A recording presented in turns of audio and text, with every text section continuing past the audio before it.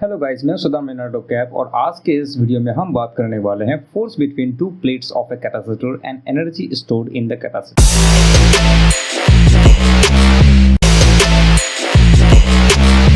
हमारे पास अगर कैपेसिटर हैं और उनकी दो प्लेट्स हैं और उनके दो प्लेट्स में आपको पता है कि एक में प्लस क्यू चार्ज होता है और दूसरे में क्या होता है, माइनस क्यू चार्ज होता है।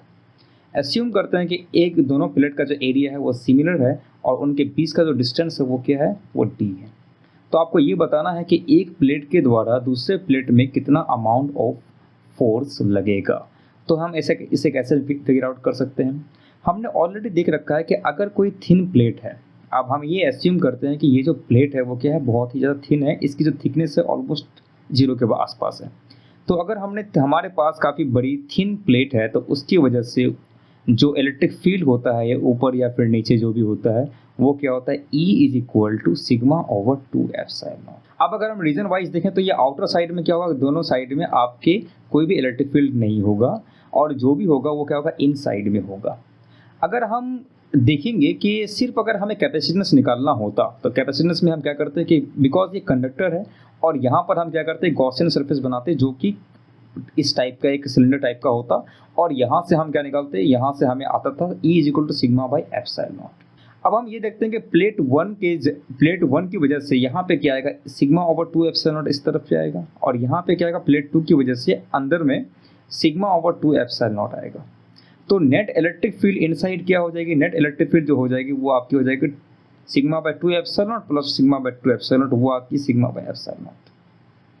तो हमने जब कैपेसिटेंस निकाला था तो वहाँ पे हमने इजीली यूज़ कर दिया था E is equal to sigma by epsilon naught. तो ये एक रीजन था कि हमारे पास सिग्मा एप्सिलॉन नॉट है। जब हम फोर्स निकालते हैं तो फोर्स में क्या करते हैं, सिर्फ एक ही प्लेट को कंसीडर करते हैं। जब हम एक प्लेट को कंसीडर करते हैं तो उसकी वजह से जो इलेक्ट्रिक फील्ड आती है वो कितनी आती है, E is equal to sigma by epsilon naught.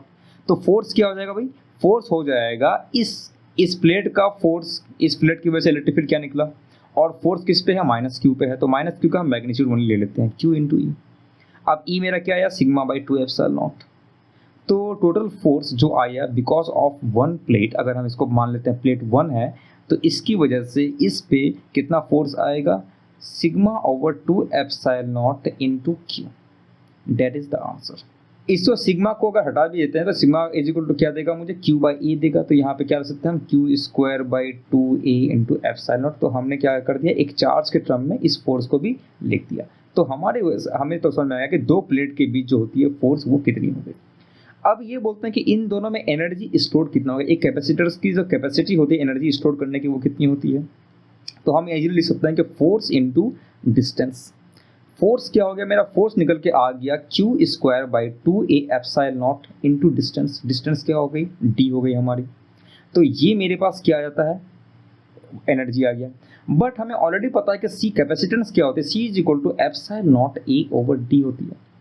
तो अगर मैं ये D न्यूमरेटर में है तो हम इसको ऐसे भी लिख सकते हैं, Q square into 2a epsilon naught over D। तो epsilon naught A by D मुझे क्या देगा, मुझे देगा W is equal to Q square by 2 into C। तो ये हो गई energy stored in the capacitance. अब अगर हम इसको डिफरेंट चीज़ों में लिख सकते हैं, Q is equal to C भी अगर हमने लगा दिया तो एनर्जी कितना हो जाएगा, हाफ इंटू Q को रिप्लेस करते हैं हम C स्क्वायर V स्क्वायर से, तो 1C कट जाएगा तो CV स्क्वायर। सिमिलरली अगर हम यहाँ पे देखते हैं कि वनली अगर मैं इसको देखिए CV में आ गया, Q और C में आया, तो Q और V में भी लिख सकते हैं हम, कैसे लिख सकते हैं, हाफ इंटू C को मैं लिख सकता हूँ Q बाई V। तो Q by V into V square, तो क्या आ जाएगा मेरा, Q टाइम्स V। तो हमारे पास तीन फॉर्मूला आगे डिपेंड ये करता है कि आपको कैसे निकालना है। Work done in terms of charge and capacitance, work done in terms of capacitance and potential, and work done in terms of charge and potential. तो ये पूरा कॉन्सेप्ट हो गया।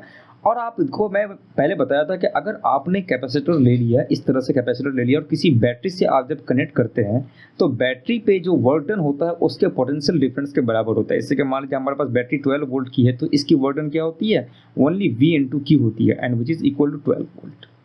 अगर हम यहाँ पे कैपेसिटर की देखें और कैपेसिटर से हम इसे जोड़ देंगे तो हमने देखा कि जो वर्क डन हुआ कैपेसिटर में वो क्या देगा, आधा हो जाएगा Q टाइम्स V का। तो जो भी आप बैटरी से जोड़ते हैं, जो कैपेसिटेंस पे जो वर्क होगा वो क्या हो जाएगा, उसका डायरेक्टली हाफ हो जाता है।